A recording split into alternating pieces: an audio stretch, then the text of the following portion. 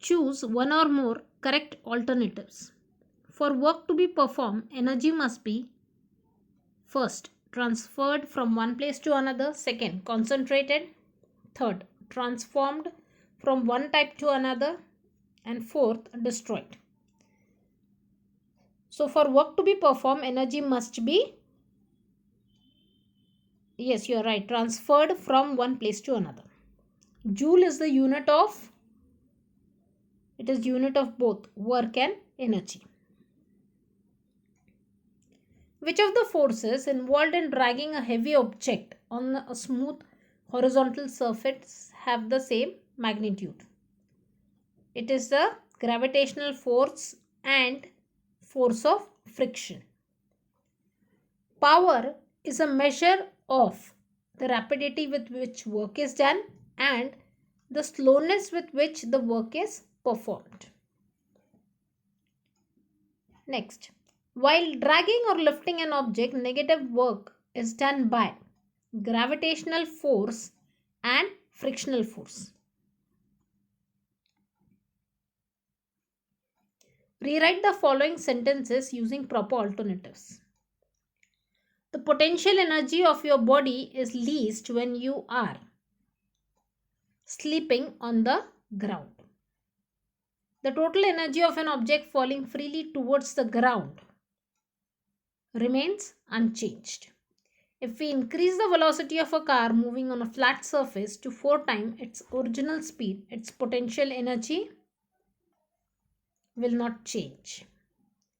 The work done on an object does not depend on initial velocity of the object. Study the following activity and answer the questions. Take two aluminium channels of different lengths. Place the lower ends of the channels on the floor and hold their upper ends at the same height. Now take two balls of the same size and weight and release them from the top end of the channels. They will roll down and cover the same distance. So first question, at the moment of releasing the balls, which energy do the balls have? At the moment of release, the balls will possess potential energy. Second question, as the balls roll down, which energy is converted into which other form of energy? When the balls roll down, potential energy gets converted into kinetic energy. Third, why do the balls cover the same distance on rolling down? The balls cover the same distance on rolling down because two balls are of the same size and weight and are released from same height. Therefore, potential energy stored in them will be the same, and because potential energy depends only on mass and height and is independent of the path followed. Fourth, what is the form of the eventual total energy of the balls? The total energy of the balls will be sum of their kinetic energy and potential energy. The total energy will always remain constant. Total energy is equal to kinetic energy plus potential energy.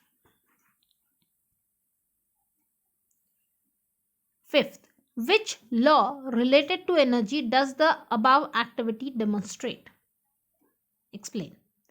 The above activity demonstrates the law of conservation of energy correctly. Initially, when the ball was at rest, it had potential energy stored in it. When the ball is released, its potential energy gets converted into kinetic energy and the net energy is conserved.